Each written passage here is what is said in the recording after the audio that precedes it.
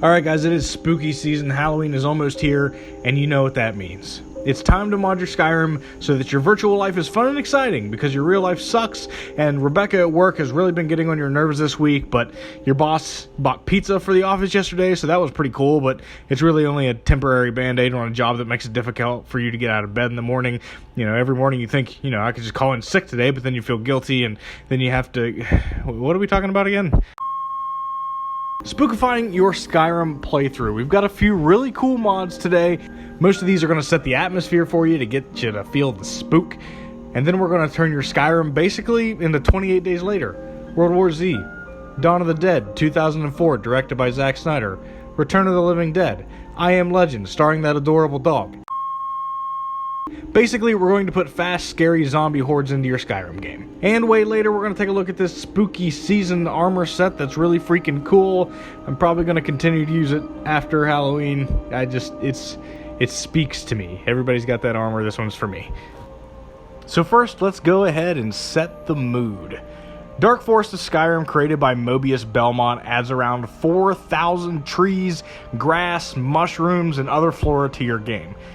It all depends on which file you download, but this will either add new trees while not touching the old vanilla trees, or it will replace all the vanilla trees with more 3D models, and will also add new 3D modeled trees. Now, you know what's not scary? Walking through a forest where you can see everything just fine. You know what is scary? Walking through thick, foggy forest where you can't see anything and zombie monsters can catch you off guard at any corner. Now that's spooky. First up, Supreme and Volumetric Fog. It's going to make the fog in your game extra thick. Dummy thick.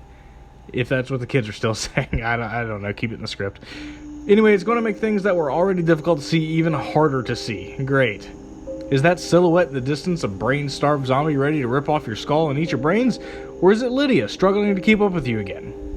It's Lydia, but, I mean, spooky. Now it's time to make sure you're practically blind while playing. We're going to install realistic nights. I know all this not being able to see sounds pretty miserable, and that's kind of what I thought too, but you gotta trust me. It really adds to the experience, and quite frankly, killing waves of zombies in broad daylight, it's just not as much fun as it is in pure darkness. And hey, I could say what every other mod reviewer has said about this mod. Oh, you're going to want to carry a torch. But I mean, let's be honest here. Who carries torches? Not me. I don't carry torches. You don't carry torches. It's inconvenient. I want to be able to kill with both hands. And we're just not going to do that. So just deal with the darkness, I guess. Another cool thing about this mod is the weather can also affect how bright it is outside. If you're running for your life on a clear night, the moon and stars will make it easier for you to see than it would be on a night where it's pouring the rain down and there's a lot of clouds in the sky. And another cool lighting effect is if you're in a snowy region like the mountains of Skyrim, the snow's surface will reflect more light, just like real life, and you'll be able to see easier than if you were in a grassy forest.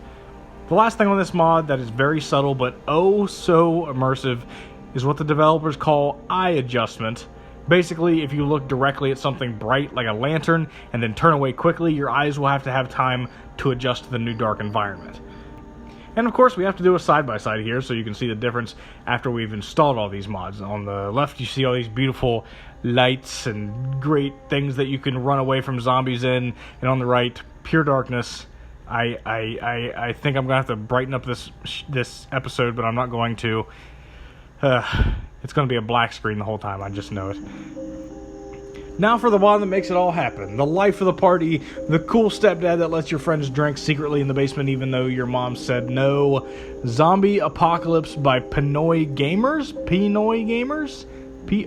P-I-N-O-Y Gamers. Pinoy Gamers. Now, I could say that this mod is pretty self-explanatory and I could move on, but then the video would be a lot shorter. So here we go. This mod adds 8,000 zombies to your game. To put that in perspective, that is 1.5 times the number of NPCs in the game. And you might think, hey, once I kill all these zombies, I'll have saved all of Tamriel. Not the case, my friend. These zombies respawn. They never go away. You have to learn to live with the virus. We're learning to live with it. We have no choice. We can't lock ourselves up in a basement. Sorry, I couldn't help myself. I work in the news industry, and I have to listen to that man every day, and if I don't let it out, sometimes I'll explode. Anyways, Top of it all, these zombies are equipped with a ring that allows them to regain health as they consume flesh, so that's fun. And it also doesn't leave out animals in the game. They'll come after you, and they'll come after elk and bunnies and everything else, and dragons even. We'll see that later here in the video. Now hear me out. When I say there are a lot of zombies, I mean there are a lot of zombies. And it's not just one or two here and there. It actually reminds me, if you've ever played the game Days Gone. If you never played that game, you're a dude on a bike. There's not bikes in Skyrim, but there's also giant hordes of zombies in that game. And when you accidentally run into one of them on the road, it is scary AF, my friends.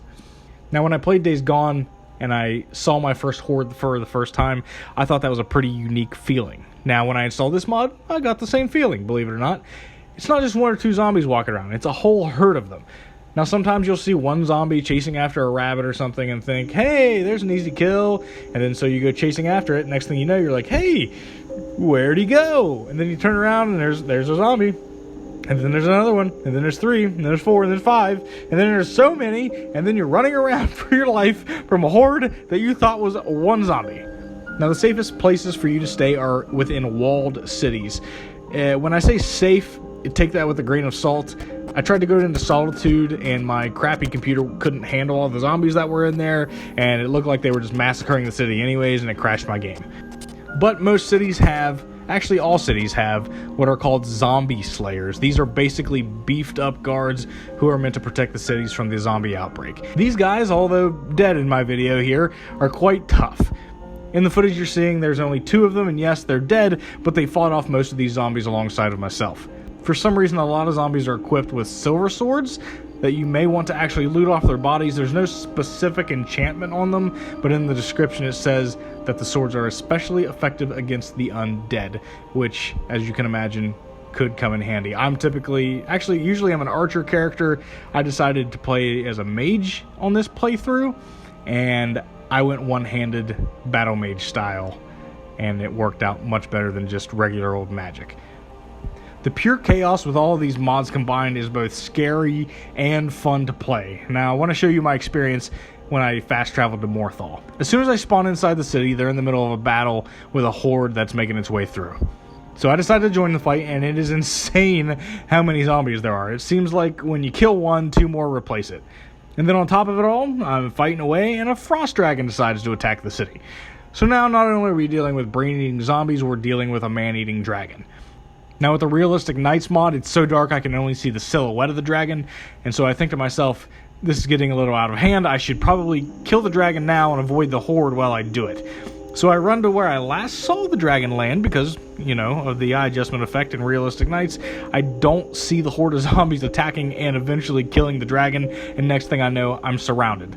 I was able to get away, but it was the scariest and coolest moment in a zombie video game that I may have ever experienced, and this is not even a zombie video game. So if you want to spookify your Skyrim game, those are some of the mods that you may want to add to your load order. If you want some cool spooky armor to go along with your playthrough, I suggest checking out Contractor and Mavari armors. I'm only wearing one variation of the armor. This is the one that I thought was cool and very cool, and it fit the spooky feel of the new game that I was playing. There's a variation of the armors for both male and female characters. All the links to the mods talked about today will be added to the description below. Thank you so much for watching, and I'll see you in the next one.